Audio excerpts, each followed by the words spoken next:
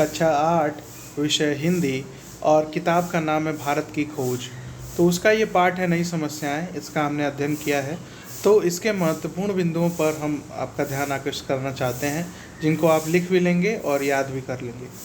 चीनी यात्री हुआन सांग राजा हर्षवर्धन के समय में नालंदा विश्वविद्यालय में अध्ययन कर रहे थे। भारत से गणित और खगोल शास्त्र की पुस्तकें बगदाद पहुंची और उनके अरबी में अनुवाद हुए। राष्ट्रकूट भारत के पश्चिमी तट से व्यापार करते थे। 1000 ईस्वी के आसपास अफगानिस्तान के सुल्तान महमूद गजनवी ने भारत पर आक्रमण प्रारंभ किया। 700 ईस्वी के आसपास इस्लाम भारत में आया। महमूद गजनवी ने पंजाब और सिंध को अपने राज्य में मिला लिया। वह हर धावे के बाद वह गजनी लौट जाता था। तो आपने देखा है, हमने कहाँ यहाँ तक पढ़ा है। उसके आगे क्या है? महमूद गजनवी कश्मीर और राजस्थान के कई भागों से हार गया।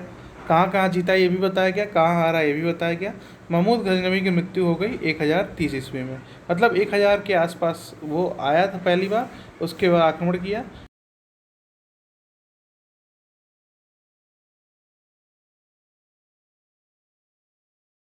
कि वो गजनी से था। उसके मृत्यु के 160 वर्षों से अधिक समय तक कोई आक्रमण नहीं हुआ। शहाबुद्दीन गौरी ने 1191 ईस्वी में दिल्ली पर आक्रमण किया और पृथ्वीराज चौहान से हार गया। 1192 ईस्वी में शहाबुद्दीन गौरी दिल्ली पर कब्जा कर लेता है, मतलब जिससे हारा था उसी को हरा करके वहाँ कब्जा कर लिया। 14वीं शताब्दी के अंत में तुर्क मंगोल तैमूर ने उत्तर की ओर से आकर दिल्ली की सल्तनत को ध्वस्त कर दिया।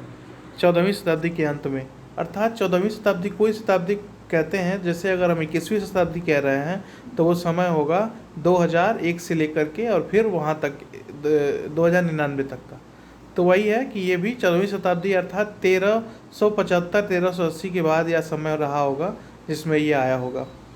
1526 में पानीपत की लड़ाई जीतकर मध्य एशिया के तैमूर वंश के तुर्क मंगोल ने दिल्ली पर कब्जा किया, जिसका नाम बाबर था। अब यहाँ से मुगल वंश की स्थापना होती है। तो उसका जो पहला जिसने ये भारत में स्थापना की उसका नाम बाबर है। और वो कैसे आया भारत में? तो 1526 में पानीपत की लड़ाई जीत कर आया। 15वीं शताब्दी में रामानंद व उनके शिष्य कबीर ने समन्वय का प्रयास किया। एकेश्वरवाद का क्या अर्थ होता है? एक ईश्वर को मानना। बहुदेववाद का क्या अर्थ होता है? एक से अधिक ईश्वर को मानना। अमीर खुसरो ने सितार का आविष्कार किया था। अमीर खुसरो ने मुकरियाँ, पहेलियाँ, गीत व दोहे लिखे थे। ईस्ट इंडिया कंपनी, जो कि क्या थी? भारत में अंग्रेजी शासन की आधारशिला थी। वो कब आए थे भारत में? 1600 ईस्वी में, और ये कह कर आए थे कि हम व्यापार करने आए हैं। 1757 ईस्वी में प्लासी का युद्ध हुआ था।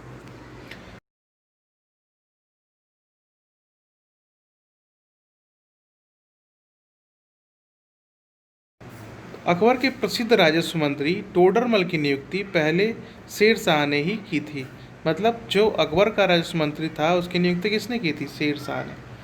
कश्मीर के स्वतंत्र मुस्लिम शासक जैनुलाब्दीन को उनकी सहिष्णुता, संस्कृत के अध्ययन और प्राचीन संस्कृति को प्रोत्साहित करने के कारण बहुत यश मिला।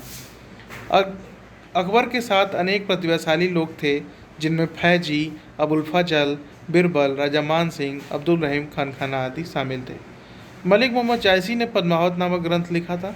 जो पद्मावत अभी आपने देखा होगा, एक फिल्म आई थी, तो वो किनके ग्रंथ पर आधारित है? वो कथा मलिक मोहम्मद जायसी।